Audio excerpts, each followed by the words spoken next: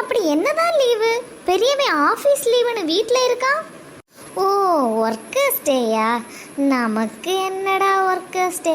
வீட்டில் 24 மணிக்கூர் வேலை செஞ்சாலும் வெளியில் எல்லாரும் வீட்டில் சும்மாவா இருக்க அப்படின்னு தானே கேட்குறாங்க. சரி, இன்னைக்காவது கொஞ்ச நேரம் டிவி பார்ப்போம்.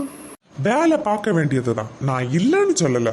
அதுக்காக எப்ப பார்த்தாலும் மிஷின் மாதிரியா வேலை செஞ்சுட்டு இருப்பீங்க?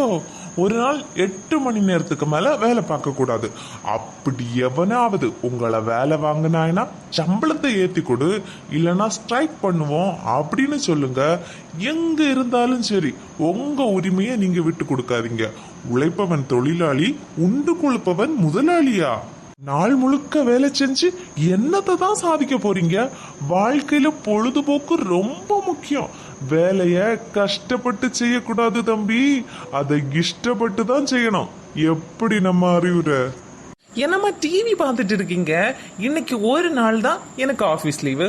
வாய்க்கு ருசியா ஏதாவது சமைச்சு போடலாம் இல்ல?